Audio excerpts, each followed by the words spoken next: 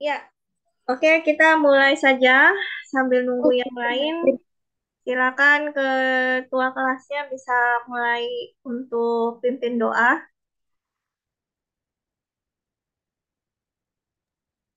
Bu, maaf Dinda hadir. Apa? Oh, Tinda. Ya, Dinda, oke, Tinda sudah hadir. Ya, Murida bisa pimpin doa. baik Bu. Mari teman-teman, sebelum kita memulai aktivitas kuliah di malam hari ini, kita mulai berdoa menurut keyakinan kita masing-masing.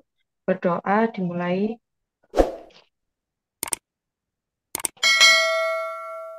berdoa selesai.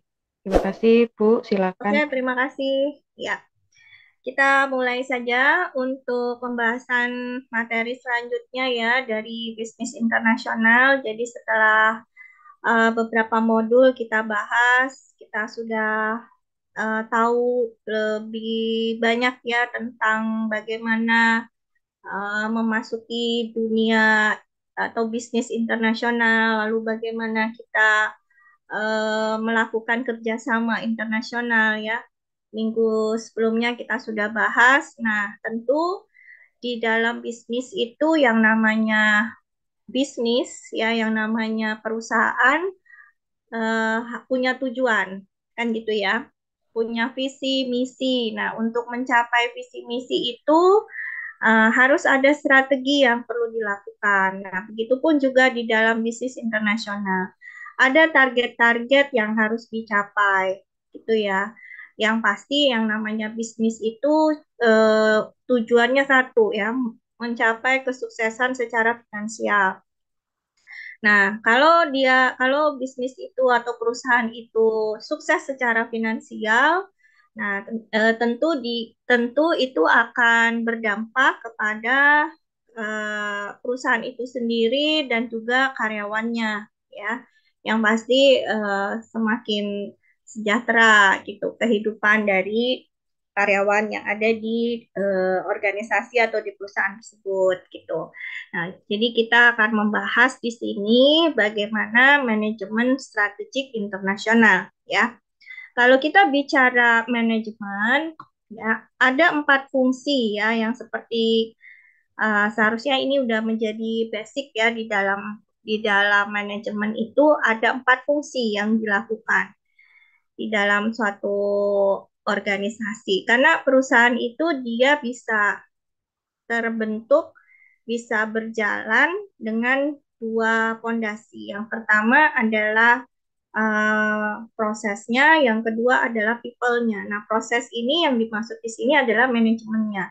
Sementara people-nya itu adalah leadership-nya, ya. Nah, yang sekarang ini kita akan bahas dari sisi prosesnya, yaitu manajemen. Nah, manajemen itu sendiri ada 4 fungsi. Ada yang tahu nggak 4 fungsi dari manajemen itu apa? Ada singkatannya POA. Yang ingat apa itu? Dinda, P-nya apa, U-nya apa, A-nya apa, C-nya apa? Yo,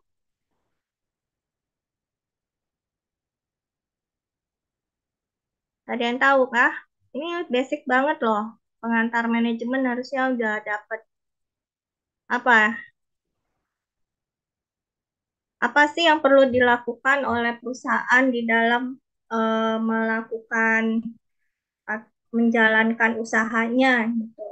Pasti harus ada apa di situ. Ada apa aja. Apa itu, POA?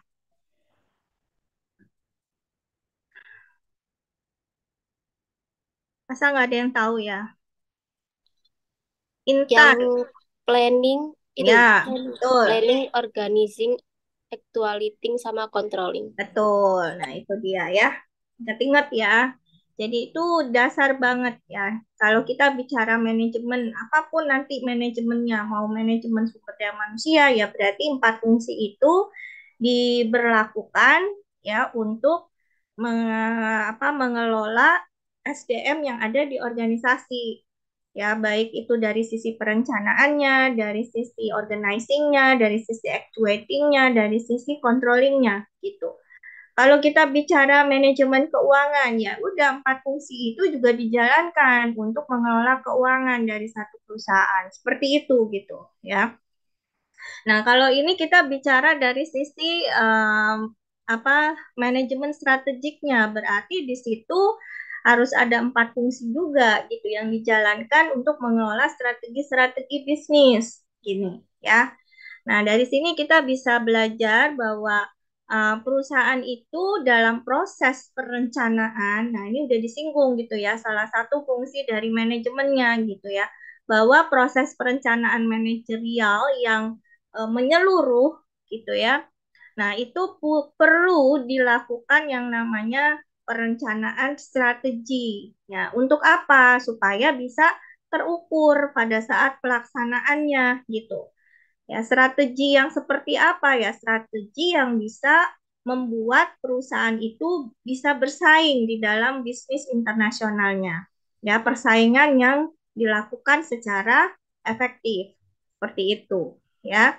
Nah, dari perumusan strategik internasional itu akan bisa membuat pengembangan terhadap rencana-rencana strategis internasional di dalam ruang lingkup bisnis yang lebih luas lagi, yang lebih menyeluruh gitu ya, yang ujung-ujungnya itu untuk pencapaian visi misi dari perusahaan. Ya, seperti tadi saya sampaikan bahwa yang namanya perusahaan pasti punya tujuan, pasti punya visi. Nah, untuk bisa mencapai visi itu ya mereka harus punya punya strategi untuk bisa mencapainya gitu ya. Jadi itu yang melatar belakangi. Nah, sekarang kita tahu dulu, pahami dulu bagaimana arti pentingnya dari manajemen strategik internasional. Oke. Menurut Griffin dan Pastey gitu ya, bahwa manajemen strategik internasional itu merupakan transaksi bisnis. Jadi disampaikan oleh Griffin dan Pastey ini manajemen strategik internasional gitu ya, itu adalah transaksi bisnis. Nah, kenapa dibilang begitu? Karena nanti ada ada hubungan ya dari berbagai pihak, yaitu yang berasal dari lebih dari satu negara, di mana transaksi itu meliputi apa saja, ada pembelian, ya, ekspor impor, ya kita udah tahu ya, kita udah belajar gitu loh.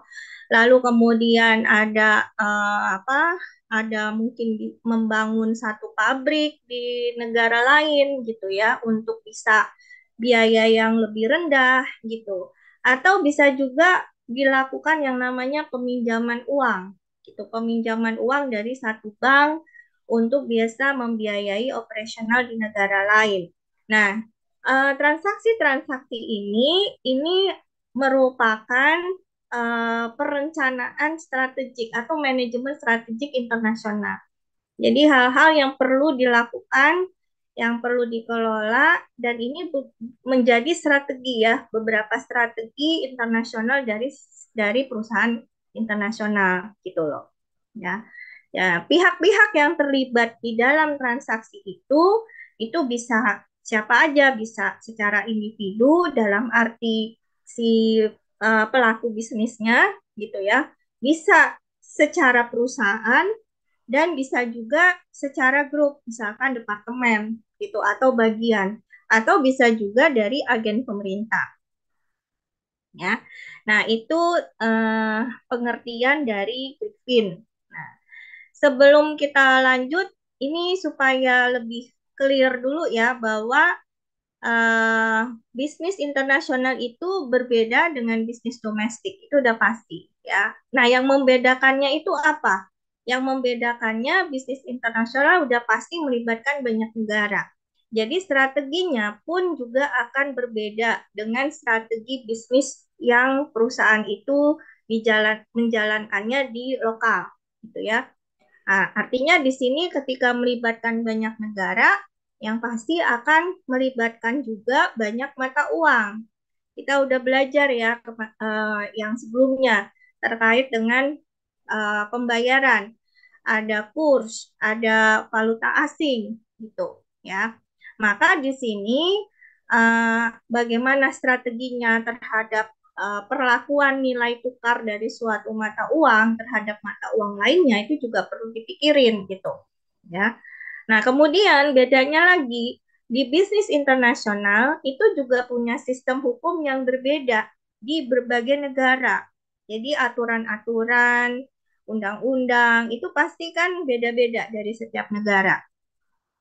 Maka di sini perusahaan atau suatu bisnis itu perlu juga melakukan adaptasi, ya, adaptasi atau penyesuaian-penyesuaian terhadap sistem hukum yang berlaku di masing-masing negara. Oke. Nah, berikutnya juga budaya. Budaya setiap negara itu udah pasti berbeda. Ya, nggak usah antar negara. Di Indonesia aja dengan berapa provinsi di sini, itu juga punya culture, punya budaya yang berbeda. Nah, maka di situ juga perlu ada penyesuaian-penyesuaian juga gitu ya.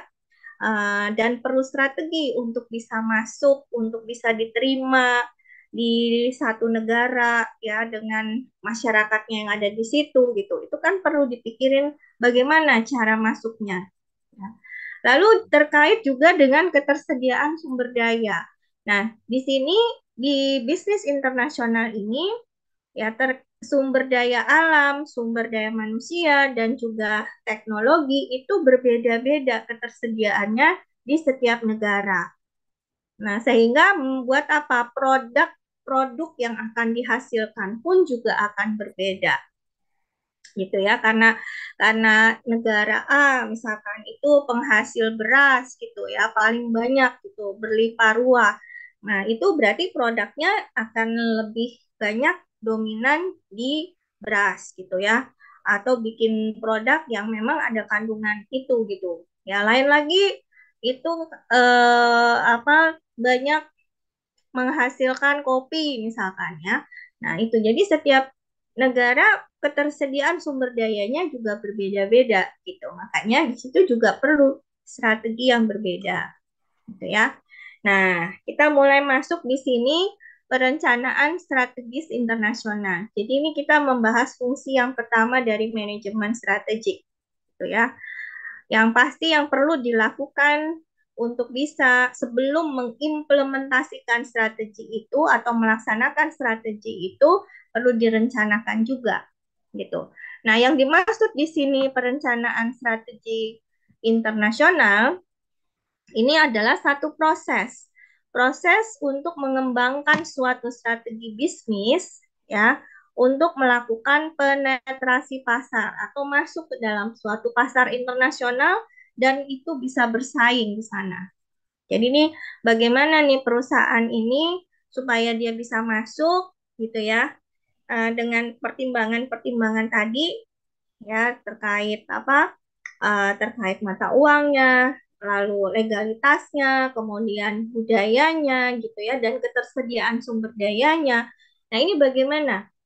Gitu direncanakan dulu gitu ya. Dikembangkan dulu suatu strategi bisnisnya untuk bisa masuk dan kemudian juga bisa bersaing. Jangan bisa masuk tapi nggak bisa bersaing ya buat apa gitu. Rugi. Ya, kenapa? Karena masuk itu udah butuh investasi besar ya. Nah, kemudian perencanaan strategis internasional ini juga menjadi tanggung jawabnya siapa? Siapa di sini yang harus bertanggung jawab untuk membuat perencanaan? Nah, ada yang namanya di perusahaan itu para eksekutif manajemen puncak atau top manajemen atau istilahnya CEO. Ada yang tahu nggak panjangannya CEO? Apa? Pernah dengar? Di dalam perusahaan internasional itu kita perlu tahu ya, nah, istilah-istilah atau posisi-posisi top manajemen itu di apa seringkali disebut dengan CEO gitu. Apa kepanjangannya? Ada yang tahu nggak? Chief Executive apa ya? Apa? O-nya apa? Officer. Nah, betul. Chief Chief Executive Officer, CEO ya. Nah, itu sama juga artinya dengan eksekutif manajemen puncak atau kita sebut dengan top management gitu ya. Dan itu biasanya ada di kantor pusat, dia kedudukannya di kantor pusat dari perusahaan internasional tersebut gitu. Nah, di bawahnya nanti ada para manajer-manajer senior ya yang ada di kantor domestiknya dan juga ada di kantor cabangnya yang ada di berbagai negara ya. Nah, inilah mereka-mereka inilah gitu yang akan melakukan perencanaan strategis internasional. Jadi mereka-mereka yang harus membuat atau menyusun rencana strategiknya, gitu ya.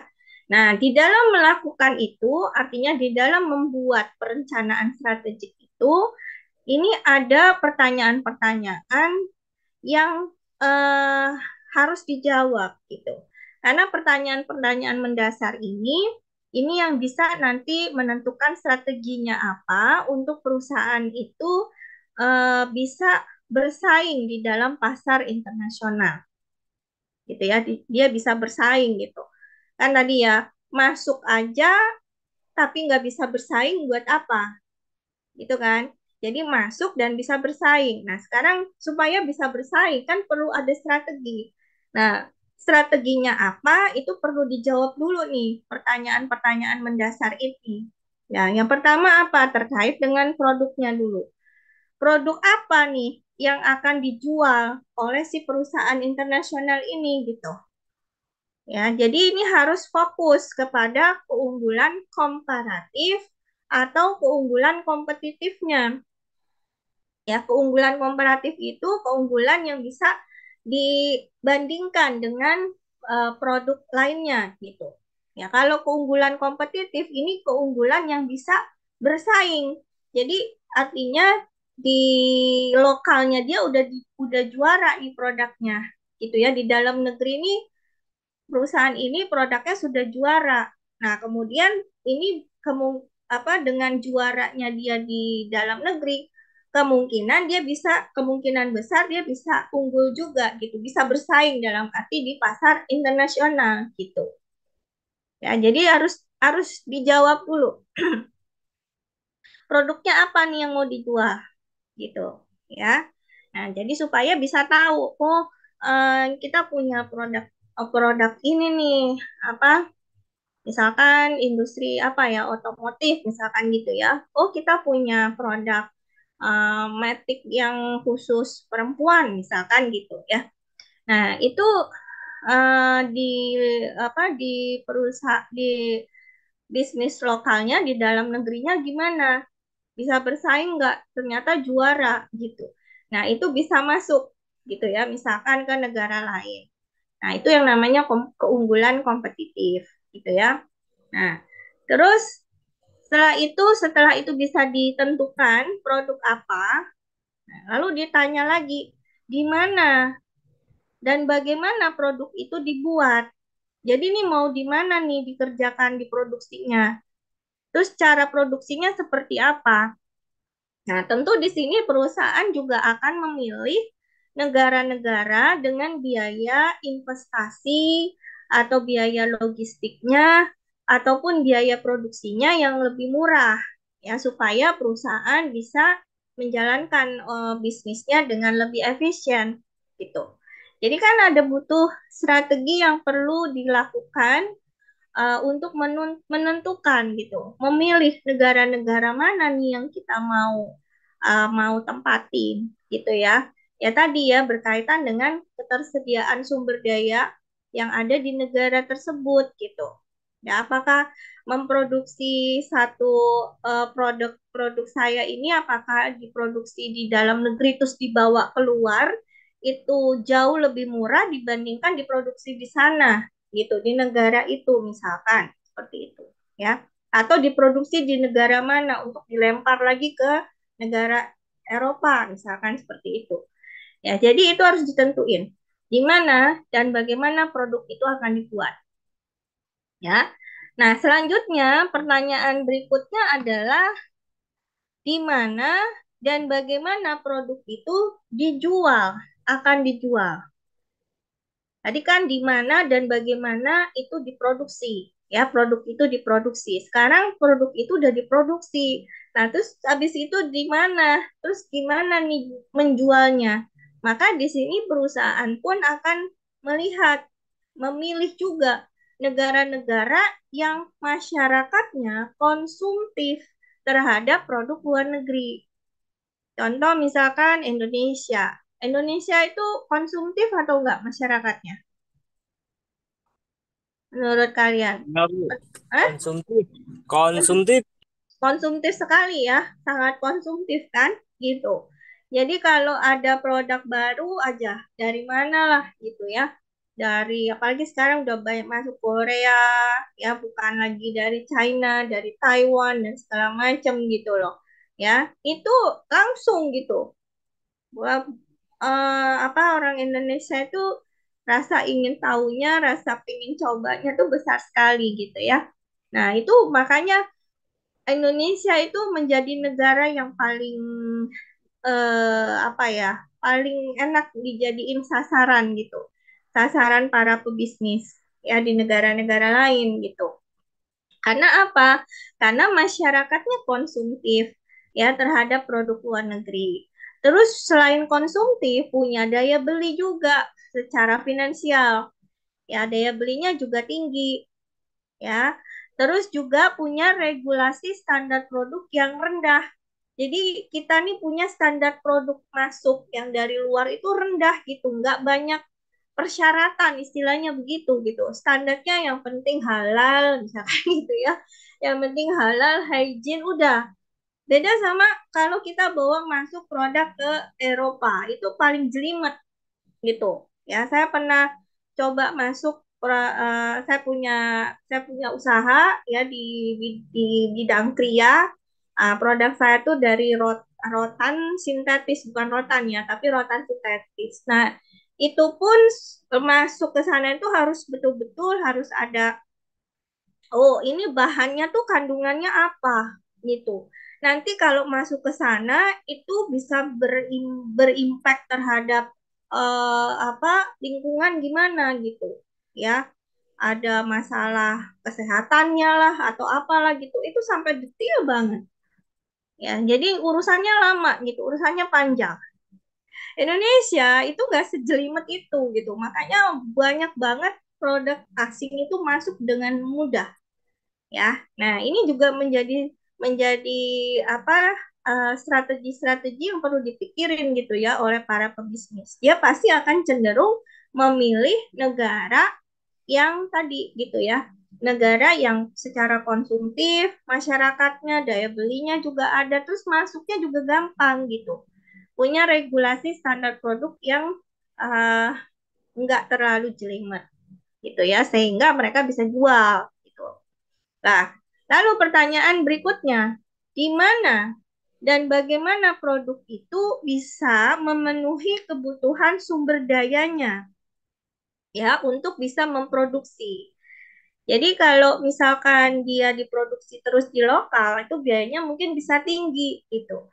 Nah, makanya di sini perusahaan internasional itu pasti akan memilih negara-negara yang kaya sumber daya alamnya untuk bahan mentah. Jadi bahan mentah produknya gitu ya. Dan juga bahan baku produknya. Ya selain bahan mentah tapi bahan bakunya juga, lalu juga kaya sumber daya energi ya. Jadi ada negara yang dia kaya sumber energinya ya seperti apa eh, batu bara misalkan gitu ya. Biji plastik, timah, ya tambang gitu ya, emas misalkan gitu ya. Untuk itu semua untuk bisa melakukan proses produksinya dan kaya akan sumber daya manusianya. Nah, ini supaya apa? Supaya tenaga kerjanya murah gitu ya. Nah, ini yang harus juga dijawab gitu pertanyaan-pertanyaan ini. Berikutnya, bagaimana produk itu bisa melebihi kinerja pesaingnya. Nah, ini semua udah beres nih, udah terjawab semua ya dari pertanyaan yang sebelum-sebelumnya gitu. Udah siap nih masuk, udah tahu negaranya mana, udah tahu bikinnya di mana, produksinya di mana, terus udah tahu nanti mau dijual kemana. Nah, waktu udah tahu dijual kemana itu, ya dicek lagi apakah produk itu bisa kinerjanya ya, kinerja produk itu bisa melebihi pesaingnya, dalam arti bisa unggul dari pesaingnya yang ada di negara itu, gitu. Nah, tentu di sini perusahaan internasional ini harus melakukan dulu analisis kinerja produk pesaing. Jadi harus melakukan yang namanya riset pasar. Ya, dianalisis dulu, oh kompetitor kita di situ ada dua perusahaan misalkan gitu ya. Nah, di dua perusahaan itu, perusahaan A dan B itu bagaimana? Itu ya, dianalisis dulu. Eh, Biasanya paling sering digunakan SWOT analisis. Tahu ya, SWOT analisis ya? Apa singkatannya SWOT analisis? Analisisnya apa aja? Ada yang tahu?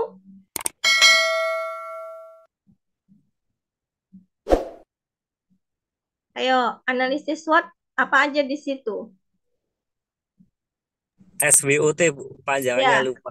ya apa? SWOT itu apa? S-nya apa? W-nya apa? O-nya apa? D-nya apa? Itu perlu tahu ya. Apa coba?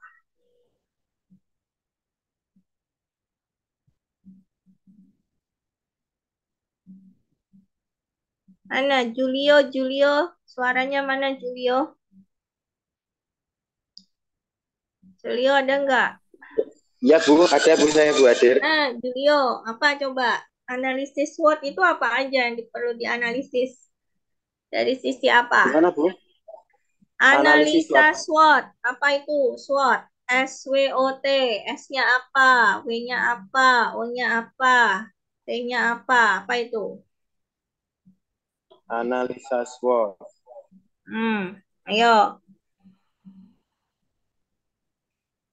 Ditujukan atau singkatan dari SWOT itu tadi Bu? Iya, singkatan. Singkatannya apa itu? Saya tanya singkatannya aja dulu dah. Apa? Itu S-nya yaitu strength Strength. atau Terus? kekuatan, W-nya Hah? itu weakness atau kelemahan, Mhm. O-nya opportunity atau peluang, dan threats atau ancaman. Nah, gitu. Nah, itu yang paling gampang yang dilakukan oleh perusahaan untuk tahu kinerja pesaingnya. Gitu ya. Kan tadi kan di sini pertanyaan yang terakhir ini bagaimana produk itu bisa melebihi kinerja pesaing? Maka di sini perusahaan itu dia harus melakukan dulu analisis kinerja produk pesaing. Caranya gimana? Ya gunakan aja dengan metodenya SWOT, analisis SWOT gitu. Ya, analisis SWOT. Jadi kita tahu, oh produk saya dengan produk pesaing nih, kekuatannya apa, kelemahannya apa dibanding produk pesaing. Lalu kalau kita masuk ke negara itu, di situ ada pesaing. Nah, apa opportunity-nya, peluang-peluangnya, apa ancamannya, gitu. Ya. Nah, itu yang harus dipelajarin dulu, dipersiapkan gitu. Jadi ini adalah pertanyaan mendasar ya yang digunakan perusahaan internasional untuk menentukan apakah mereka itu bisa bersaing di dalam pasar internasional. Apabila perusahaan itu dia sudah bisa mengungguli kinerja produk pesaingnya, ya, baik itu dari sisi keunggulan terhadap diferensiasi produk. Diferensiasi produk itu artinya keunikan dari produknya dia atau sesuatu yang membedakan produk itu dengan produk lainnya, ya. Juga keunggulan terhadap biaya. Jadi artinya biaya produksinya itu unggul dalam arti periode produksinya dia bisa lebih ekonomis dibandingin biaya pesaingnya gitu ya. Dan juga terhadap kualitas produknya itu unggul. Nah, kalau udah tiga-tiganya ini unggul, maka perusahaan internasional itu udah pasti bisa menjadi pemimpin pasar di negara tersebut. Ini kuncinya. Gitu ya. Nah, ini perlu benar-benar dipersiapkan. Jadi strateginya itu betul-betul harus direncanakan dengan tepat ya, direncanakan dengan benar dalam arti ya dilakukan analisis yang sangat tajam gitu ya. Nah, ini ada faktor-faktor yang memengaruhi keputusan strategik internasional. Jadi pasti ketika membuat satu keputusan strategik internasional adalah yang memengaruhinya. Nah, ini bisa dilihat dari sisi domestik dan juga dari sudut pandangnya internasional. Dari sisi domestik, faktor-faktor yang dimaksud dari faktor-faktor domestik ini adalah faktor-faktor yang berasal dari internal satu negara. Jadi itu yang apa yang terjadi di satu negara itu yang bisa memengaruhi keputusan strategi internasional dari satu perusahaan internasional ya untuk dia bisa memasuki pasar negara tujuan bisnisnya gitu ya. Nah, faktor-faktor domestik itu apa saja? Nah, di situ meliputi pemerintah, government. Ingat ya, kalau kita bicara bisnis internasional, itu urusannya bukan bisnis to bisnis saja, tapi juga urusannya government to government, pemerintah dengan pemerintah gitu. Maka tentu di sini ketika kita masuk ke dalam satu pasar di luar negeri gitu ya, satu negara, nah domestik yang ada di negara itu juga akan memengaruhi keputusan strategi kita gitu ya, di mana di dalamnya di situ kan ada pemerintah ya, dengan aturan-aturannya, dengan kebijakan-kebijakannya, lalu ada mata uangnya ya di situ ya, ada sistem akuntansinya yang berlaku, sistem keuangannya gitu, lalu ada politik hukumnya, sistem hukum dan politiknya, bahasa dan budayanya. Dan itu cenderung homogen secara komparatif. Jadi kalau di satu negara ya di lokalnya itu punya apa namanya punya faktor-faktor ini dan itu cenderung semuanya hampir sama tetapi ada ya masing-masing ada ininya gitu ya, tetapi secara menyeluruh itu homogen gitu ya. Oke, nah kalau yang di faktor-faktor internasional, ini adalah faktor-faktor yang berasal dari lingkungan internasional yang bisa memengaruhi keputusan strategi. Sama aja sebenarnya ya di dalam faktor domestik maupun di faktor internasional. Faktor internasional ini itu juga bukan kalau kalau di domestik kita berhadapan dengan di dalam negara itu gitu ya, satu negara itu. Nah, kalau faktor internasional berarti keterlibatannya di banyak negara, di berbagai negara. Jadi banyak pemerintah ya dari berbagai negara. Kita udah belajar kerjasama internasional kan. Lalu juga ada bisnis apa namanya organisasi internasional gitu. Nah, artinya di situ kan ada aturan-aturan seperti kayak di mana WTO kemarin ya, gitu. Kita bicara World Trade Organization. Nah, di situ kan ada anggotanya banyak negara. Nah, di banyak negara itu berarti banyak pemerintah juga yang akan kita hadapi, gitu ya, dihadapi oleh satu bisnis internasional, gitu. Lalu juga karena banyak negara ya banyak mata uang, banyak sistem akuntansinya juga, banyak sistem hukum dan politiknya juga, dan juga pasti ada keberagaman terhadap budaya dan bahasa, gitu ya. Nah, ini itu semua baik di domestik negara itu dan juga di banyak negara lainnya itu juga pasti akan memengaruhi keputusan strategik internasional dari suatu perusahaan internasional, ya. Oke, secara umum eh, ini sebenarnya ini udah ini ya udah sempat kita singgung-singgung juga gitu ya bahwa keputusan strategik internasional itu secara umum ya dipengaruhi oleh faktor-faktor ini nih, bahasa, budaya, politik, ekonomi gitu ya. Karena terkait bahasa yang pasti akan mudah masuk ke suatu negara yang bahasanya bahasa nasionalnya itu termasuk di dalam bahasa internasional. Jadi kayak misalkan bahasa internasional itu kan yang semua negara paham lah gitu kan. Itu bahasa Inggris atau juga bahasa Prancis ya, itu bahasa Prancis itu termasuk bahasa internasional. Ya, sekarang juga bahasa Mandarin juga udah mulai masuk jadi bahasa internasional gitu ya. Nah, karena negara tersebut itu kenapa Inggris sama Perancis? Karena negara itu dia punya luas daerah jajahannya dulu ya itu terbesar di dunia sehingga negara-negara jajahannya pasti akan menggunakan kedua bahasa tersebut gitu loh.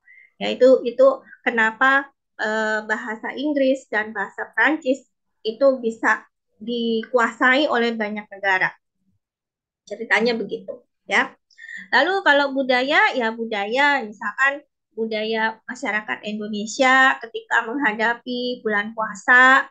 Nah, di mana kita dominannya banyak Muslim gitu ya. Nah, pasti ada bulan Ramadan, ada buka bersama keluarga, dan itu pasti akan terkait dengan masalah produktivitas, pengurangan jam kerja selama bulan puasa. Nah, ini juga perlu diperhatikan gitu ketika satu perusahaan bisnis internasional mau masuk nih ke budaya Indonesia seperti itu misalkan ya.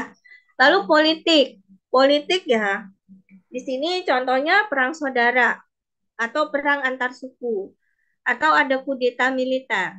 Dan jadi di sini perusahaan internasional pun juga akan eh, hati-hati ya ketika mau berinvestasi di negara yang sering ada perang saudara, sering ada konflik antar suku, atau ada kudeta militer gitu. Contoh kayak Palestina sama Irak ya gitu. Itu kan pasti ada perang terus gitu ya. Nah, mana mau kita mau berbisnis di sana, cari mati gitu kan, kalau maksain gitu. Nah, itu contohnya ya. Terus kemudian dari sisi ekonomi, ya faktor ekonomi yang pasti di sini pertumbuhan ekonomi yang tinggi itu juga eh, akan menunjukkan daya beli masyarakatnya semakin baik. Nah, tentu di sini perusahaan pasti akan melihat nih bagaimana pertumbuhan ekonomi di negara A, di negara B gitu ya. Apakah tinggi? Karena kalau tinggi berarti dia punya pasarnya potensial gitu ya bagi perusahaan yang mau menjual produknya. Seperti itu. Oke. Oke, yang berikutnya saya minta tolong dibacakan oleh eh, Rahmat Alfian ada? Bisa dengar saya? Gak ada. Afifah Rahmawati. Ada? Mana nih suaranya? Davista Angela ada?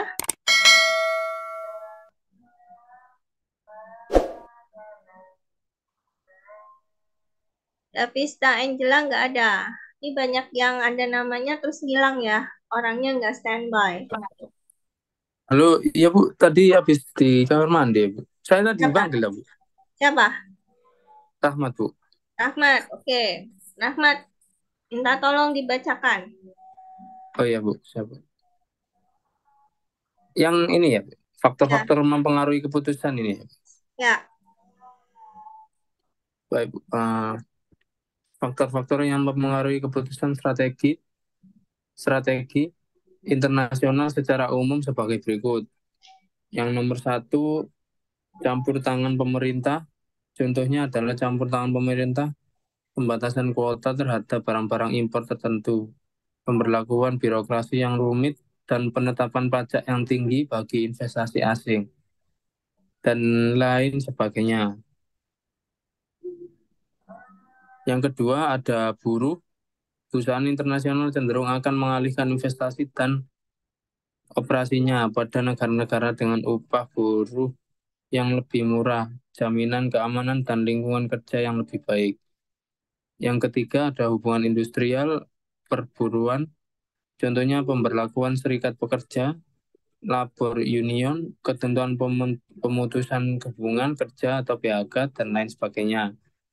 Yang keempat, ada pembiayaan keuangan, seperti kemudahan dalam memperoleh pinjaman guna pendanaan operasional perusahaan internasional, tingkat suku bunga pinjaman yang rendah, fasilitas sistem transaksi pembayaran yang memadai, dan lain sebagainya. Oke, nah ini juga, terima kasih. Ini juga faktor-faktor yang memengaruhi ya keputusan strategik dari satu perusahaan internasional ya. Karena kita juga harus tahu bagaimana tadi hubungannya kalau kita berurusan dengan luar negeri ya bukan cuma urusan bisnis, tapi di situ juga ada campur tangan pemerintah di situ ya. Lalu juga terkait perburuhan, kalau kita pakai tenaga kerja asing di sana, tenaga kerja di negara lokal tersebut ya, di negara tersebut, nah itu juga harus ini gitu ya, harus kita lihat gitu bagaimana upahnya, bagaimana jaminan keamanannya gitu, bagaimana lingkungan kerjanya gitu. Nah, belum lagi nanti terkait buruh itu ada hubungan industrialnya. Jadi bagaimana dengan serikat pekerjanya? Kayak misalkan di Amerika itu sangat ini sekali ya serikat buruh yang ada di sana, serikat pekerjanya gitu.